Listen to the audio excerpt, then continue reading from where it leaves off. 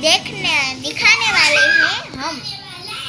इसका मतलब कहने वाले हैं कि घर पर कैसे तेल बनता है। तो आपको मैं दिखाने वाली हूँ कैसे बनता है। तो पहले तो आपको like and share and subscribe कर देना प्लीज दोस्तों। मुझे पता है आप लोग मेरी बात मानते हो, पर कभी कभी मेरे लोग ऐसे नहीं हैं कि मेरे फॉलोवर्स ज़्यादा नहीं करते, तो भी मैं मेहनत करके करती हूँ। तो दोस्तों आपको 10 रुपये का नारियल का तेल लेना है।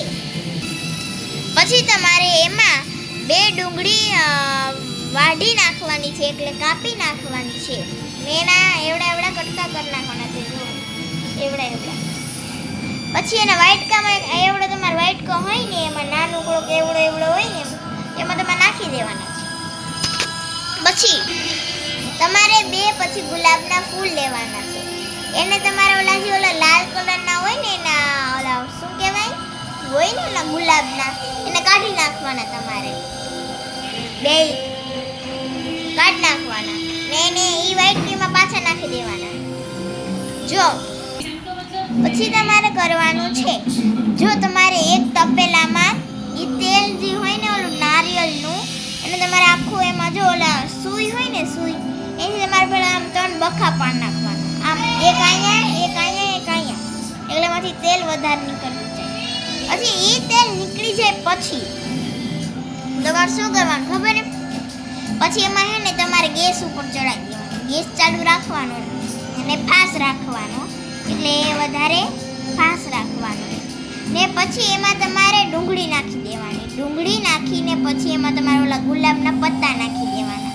પત્તા નાખીને પછી તમારે જો એમાં તમારે જે ઓલું હે ને એને ગરમ થવા દેવાનું છે, જ્યાં સુધી હે ને કાળું ન થઈ જાય ને આખું, એટલે તપેલું નહીં હોય એનો અંદરની જે ઓલી બધી વસ્તુ ને કાળી ન થઈ જાય ત્યાં સુધી તમારે થવા દેવાનું। પછી કાળી થઈ જાય તો એને ગેસ બંધ કરીને એની ઉપરથી ઉતારી લેવાનું।